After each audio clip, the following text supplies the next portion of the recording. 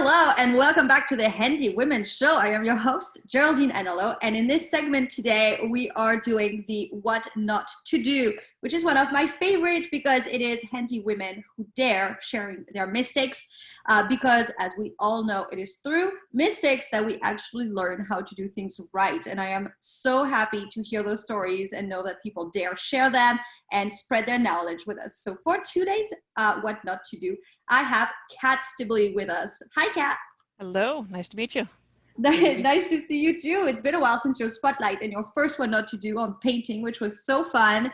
And today I hear you have a fun story for us about a sump pump turned into a water feature. Indeed, indeed. Please tell me more. So if you've seen the spotlight video, you remember me mentioning the inspector didn't catch that the sump pump was basically more rust than pump during the initial house buy. So we found that out a couple months in and replaced the sump pump. And they're once you have everything installed, it's largely a matter of pull it out, connect the new one. That part's not complicated. But I live in a low-lying area where there is a lot of water and we do have some power outages. So I had put in not just the sump pump itself, but I'd put in like the backup battery and the alarms. So if the power failed, the sump pump still kept running, especially during a storm. It would run off that battery. And by this point, we'd had some water issues in the basement because you have a basement, you have water issues. So I had put little tiny water alarms. And seriously, folks, if you own a house, this is the cheapest insurance you'll ever buy. Go on Amazon, water alarm, moisture alarm. You can get them in packs of 10. Put them on every water source in the house, under every sink, under every water line, under your washing machine. And they will scream you awake at 3 o'clock in the morning. But they will scream you awake when the problem can be fixed with a mop and not demolition. Oh. They're meant to detect if something is leaking, and they've gone off a few times. They're obnoxious, but the alarm in the closet where the sump pump has been going off kind of randomly, and this is several years after putting the new pump in. And I go down and I look at it and I yank the battery so it stops screaming, and the floor is a little damp, but there's no water. Like, there's nothing wrong here. Why is this going off? And of course, being me and being busy and not really thinking, I just turn the alarm off and go back to what I'm doing. And this happens a couple times, and it's never 3 o'clock in the afternoon. It's always 3 o'clock in the morning, and I'm not awake at 3 o'clock in the morning. And eventually one day it goes off in the middle of the day, and I come down and I yank the battery out. And I stand there and I finally pull the cover off the sump pump. And I'm standing there looking at it going, what is going on with this stupid thing? And it goes off while I'm standing there. And what should happen is that the impeller in the bottom of the pump, which is sitting in the water, should suck the water up, send it out the pipe, and out the house. What it does is suck the water up the impeller and shoot it out the top of the pump, spraying water, of course, all over everywhere. Thankfully, I have fast reflexes. It didn't get on me. Why is it shooting it out the top of the pump? It should be going out the pipe. Like you said, a water feature. It's there for your entertainment. I have a water feature. Entertaining. I have a water feature. I should not. This is a solid cast iron sump pump. I should be coming out the top of solid cast iron. So we, call the housemates down. Of course, we have house guests. We have a party coming in like 3 hours. That now I have to solve this right now because it's time for spring. A water feature. Yep. It's spring and then there's water coming into the sump pump, and or into the pit, and I need to fix the pump. So we, get the bucket and lift it out into the pump. I lift it out into the bucket, take it outside, hose it off, and I look at it, and there is a hole the size of a quarter eaten through the top of the cast iron. How does it's a hole in solid cast iron? I feel like that's when I want Sherlock Holmes to come in. Like, where is the hole coming from? The lead acid battery that was the backup had leaked. And it had leaked into the sump pit. Well, the battery acid is acid. It ate the sump pump. But why? How? That I don't know. To this day, I don't know why it leaked. I took it, to a place to be safely recycled. Don't throw those away. Take them to be recycled. They will pay you for them. They can reclaim the materials inside it. It's also very bad for the environment, but that's why they pay you for them.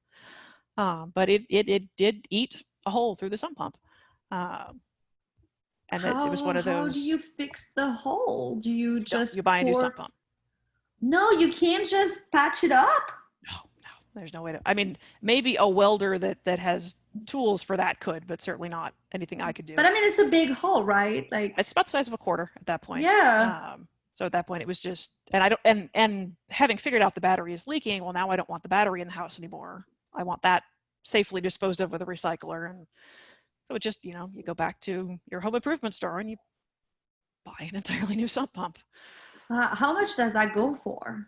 It varies widely, depending on how powerful it is. Do you have secondary pumps? Do you have the backup system with it?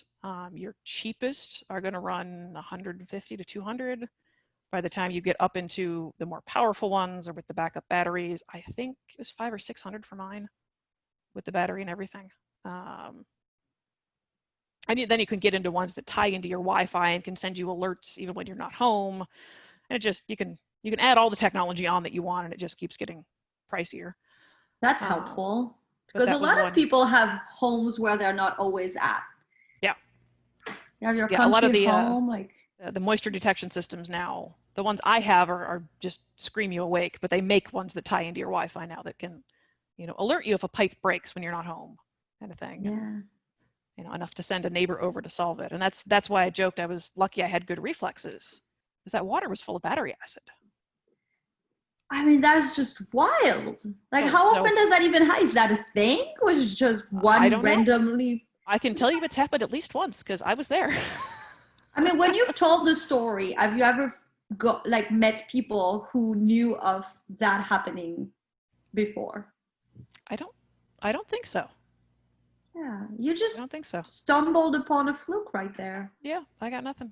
I showed it to the guy at the home improvement store. Like, what? Because at that point we hadn't figured out it was the acid, and I showed him the picture of the pump and like, what ate my pump?